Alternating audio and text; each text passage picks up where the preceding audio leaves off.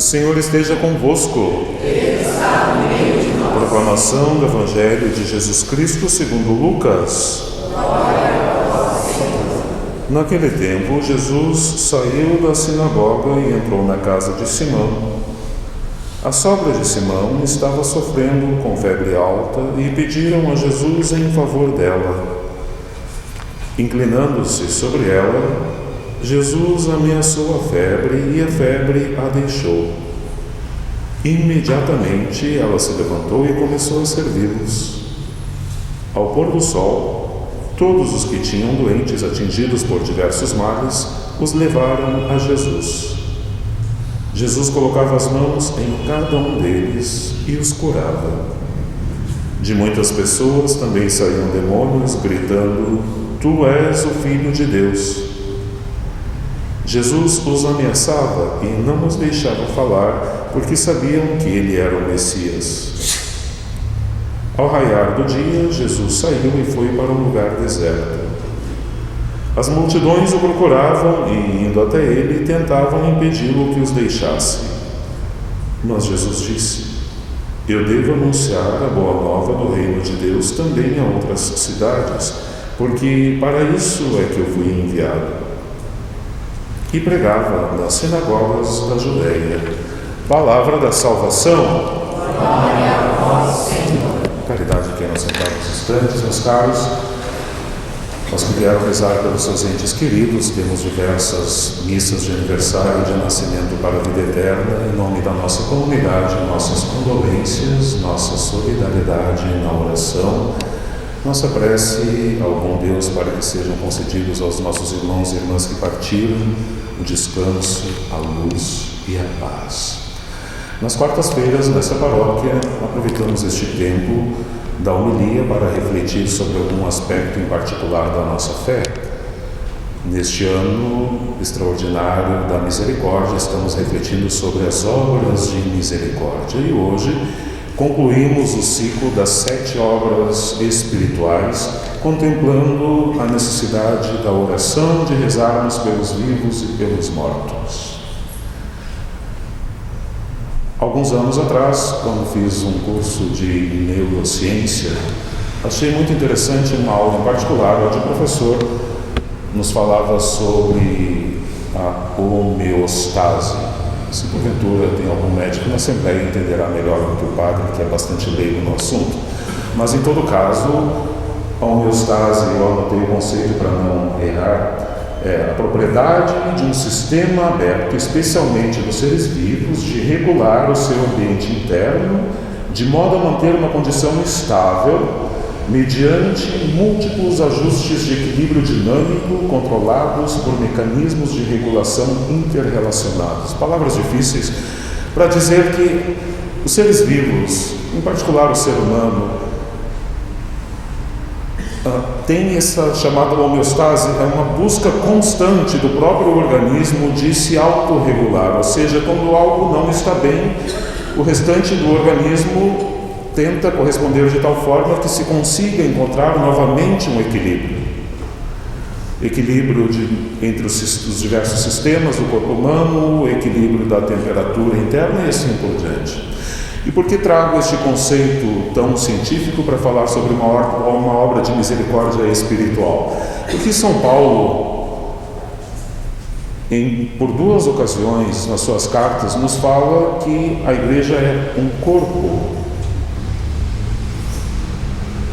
e que neste corpo todos os membros que somos os batizados contribuímos, seja para o bem, seja para o mal do corpo.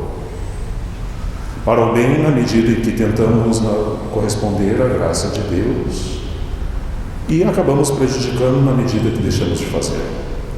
O Catecismo Romano, uma obra do século XVI, nos diz assim: tudo o que a igreja possui é possuído comumente por todos os que a integram. Todos os batizados são constituídos para o bem dos outros. Forte este termo, tudo o que a igreja possui é possuído por todos os membros da igreja, porque este tudo significa todas as riquezas espirituais da igreja. Os louvores dos anjos, dos santos, os méritos, as graças, o alto valor do resgate que por nós foi oferecido pelo sacrifício redentor do Senhor na cruz. Tudo o que a igreja possui é possuído por todos e entregue a todos para que cada um use disto em benefício do corpo.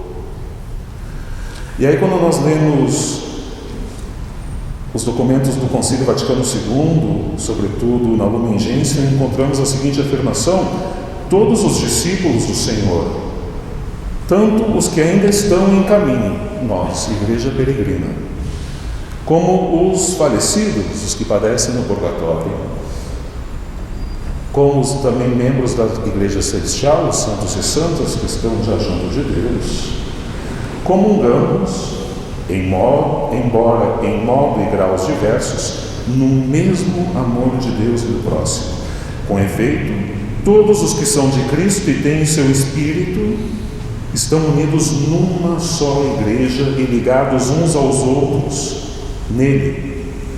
E assim, de modo nenhum se interrompe a união dos que ainda caminham sobre a terra com os irmãos que adormeceram na paz de Cristo, mas antes, segundo a constante fé da igreja, é reforçada pela comunicação dos bens espirituais. E São Paulo nos diz: se algum membro padece, todos os membros sofrem juntamente. Se algum membro recebe honras, todos se alegram. Meus caros, quando nós tomamos consciência da nossa participação no corpo místico de Cristo, não temos como não ficar inquietos. Por quê? Porque se uma alma padece no purgatório, e eu sei que as minhas orações podem beneficiar esta alma, eu peco por omissão não rezando por esta alma. Porque é um irmão meu que está padecendo e que precisa da minha oração e que conta com a minha oração e que espera a minha oração. Da mesma forma como eu conto, preciso e espero a intercessão daqueles bem-aventurados que já estão junto de Deus em meu favor. Assim todos podemos contribuir para esta homeostase, para este bem do corpo de Cristo, de modo muito concreto através da oração. E precisamos nos dar conta disto porque até rezamos pelos outros, mas geralmente por aqueles que são muito próximos nossos ou familiares e que se encontram em alguma dificuldade. Mas são poucas as vezes em que nos lembramos de rezar pelos falecidos, pelos quais ninguém reza, pelos missionários e missionárias que estão espalhados neste mundo de Deus e que talvez estejam precisando, contando com as nossas orações.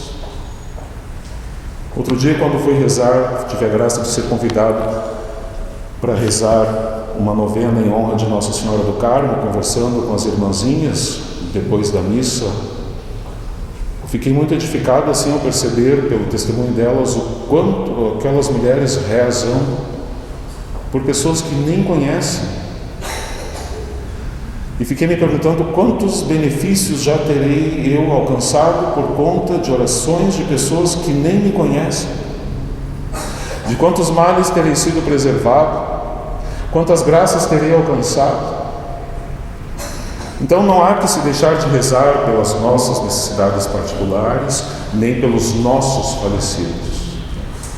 Mas não se pode deixar de lado a oração por aqueles que não conhecemos e que talvez precisem tanto quanto das nossas preces.